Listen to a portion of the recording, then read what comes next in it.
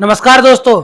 आज हम बात कर रहे हैं उत्तर प्रदेश के जौनपुर जिले के जाफराबाद थाना क्षेत्र की एक ऐसी खौफनाक और दिल दहलाने वाली वारदात की, जिसने ना कि पूरे पूर्वांचल और इंसानियत को शर्मसार कर दिया है। एक तरफ घर में शादी की खुशियां थी, शहनाइयां बज रही थीं, लोग खुशी से झूम नाच रहे थे, और वहीं दूसरी तरफ उसी भीड़ में एक ऐसा भेड़िया छुपा हुआ था जो 4 साल की मासूम बच्ची पर घात लगा के बैठा था। वो मासूम बच्ची जिसे ये भी नहीं पता था कि नफ़रत और दरिंदगी होती क्या है। खेलती कूदती वो मासूम सी बच्ची अचानक से गायब हो जाती है।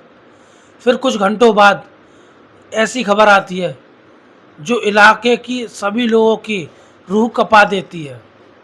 आज की इस वीडियो में हम उस घटना की पूरी तह तक जाएंगे।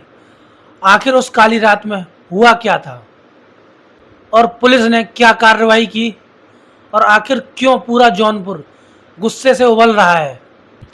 घटना की पूरी टाइमलाइन आइए सिलसिलेवार समझते हैं कि उस दिन हुआ क्या था। जौनपुर के जाफराबाद थाना क्षेत्र के एक गांव में एक परिवार में शादी का समारोह चल रहा था। चारों तरफ मेहमानों की चहल पहल थी और वो 4 साल की मासूम बच्ची नए कपड़े पहनकर अपने माता पिता और मेहमानों के बीच इधर उधर खेल रही थी। रात के लगभग 10 से 11 बजे के बीच शादी की रस्में चल रही थीं। इसी बीच लड़की के माता पिता को एहसास हुआ कि उनकी बच्ची कहीं दिखाई नहीं दे रही है। पहले उन्हें लगा कि बच्ची यहीं घर के किसी कमरे में बच्चों के साथ खेल रही होगी। फिर रात के लगभग 12 बजे जब बहुत देर तक बच्ची नहीं मिली तो परिवार की खुशियां अचानक घबराहट में बदल गईं। शादी का माहौल रुक गया, डीजे बंद कर दिया गया और सभी लोग उस मासूम बच्ची को ढूंढने में जुट गए। गांव के कुएं, खेतों और छतों और गलियों में टॉर्च की रोशनी से उस बच्ची को ढूंढना शुरू किया गया। फिर पूरी रात बच्ची को ढूंढने के बाद फिर भी उसका पता नहीं चला तो तुरंत ही पुलिस को सूचना दी गई। फिर पुलिस डॉग स्क्वाड को लेकर मौके पर पहुंचती है और तलाश की गति को तेज करती है। जैसे जैसे सूरज ऊपर बढ़ रहा था, परिवार की धड़कनें बढ़ती जा रही थीं। और फिर वो खबर आई जिसे कोई भी माता पिता कभी नहीं सुनना चाहेगा। गांव के पास बहने वाली नदी के किनारे झाड़ियों में वो छोटी सी लाश मिली। ये लाश उसी 4 साल की मासूम की थी। प्रत्यक्षदर्शियों और पुलिस की शुरुआती रिपोर्ट के मुताबिक बच्ची की गंभीर हालत देखकर मजबूत से मजबूत दिल वाले इंसानों की भी आंखों में आंसू आ गए थे। उसके शरीर पर चोट के निशान थे और उसके कपड़े भी अस्त व्यस्त थे। शुरुआती रिपोर्ट के आधार पर यह पता चल गया था कि इस बच्ची के साथ न सिर्फ दरिंदगी बल्कि अपनी पहचान छुपाने के लिए इस मासूम सी बच्ची का गला दबाकर इसकी हत्या की गई थी। खुशियों वाला वह घर कुछ ही पल में चीख पुकार और मातम के समुद्र में डूब गया। जैसे ही यह खबर पूरे जाफराबाद और आसपास के गांवों में फैली तो लोगों का गुस्सा 7वें आसमान पर पहुंच गया।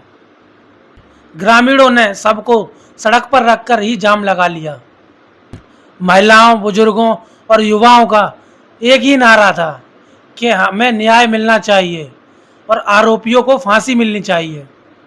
स्थिति को संभालना पुलिस के लिए एक बहुत बड़ी चुनौती बन चुका था। इसलिए आसपास की फोर्स को तुरंत बुलाया गया। जिले के बड़े बड़े अधिकारी भी घटनास्थल पर पहुंचे और पीड़ित परिवार को धीरज बंधाया और आश्वासन दिया कि आरोपियों को फास्ट ट्रैक कोर्ट के जरिए कड़ी से कड़ी सजा दिलाई जाएगी। पुलिस ने देर न करते हुए तुरंत सबको पोस्टमार्टम के लिए हॉस्पिटल भेज दिया ताकि मेडिकल एविडेंस कलेक्ट हो सके। इसके साथ ही शक के आधार पर पुलिस ने स्थानीय लोगों और शादी में आए संदिग्ध लोगों को हिरासत में लेकर उनसे पूछताछ शुरू की। दोस्तों, जौनपुर की यह घटना कोई पहली घटना नहीं है। यह वारदात हमारे समाज पर, हमारी सुरक्षा व्यवस्था पर और हमारी मानसिकता पर बड़ा सवाल खड़ा करती है। क्या हमारे बच्चे अपने ही घर और पारिवारिक समारोह में सुरक्षित नहीं हैं? एक ऐसा माहौल जहां पर सैकड़ों लोग मौजूद हैं, वहां से एक 4 साल की मासूम बच्ची को कोई अगवा कर ले जाता है और किसी को भनक तक नहीं लगती। ग्रामीण इलाकों में होने वाले ऐसे बड़े बड़े समारोहों में सुरक्षा के लिए कोई पुख्ता इंतजाम क्यों नहीं होते? कानून का डर क्यों नहीं है? ऐसे अपराधियों के मन में पुलिस या कानून का डर क्यों खत्म हो चुका है, जो इतनी छोटी सी बच्ची के साथ ऐसा कृत्य करने से पहले हिचकिचाते भी नहीं हैं? जाफराबाद की उस मासूम बच्ची को तो हम वापस नहीं ला सकते, पर उसके परिवारजनों के लिए, न्याय के लिए हम अपनी आवाज़ तो बुलंद कर सकते हैं। यूपी सरकार और जौनपुर पुलिस से बस यही गुहार है कि इस पूरे मामले की जांच बिना किसी ढिलाई के करें, चार्जशीट जल्द से जल्द दाखिल की जाए और अपराधी को ऐसी कड़ी से कड़ी सज़ा मिले जो एक मिसाल बन के सामने आए। आपकी इस पूरी घटना के बारे में क्या राय है?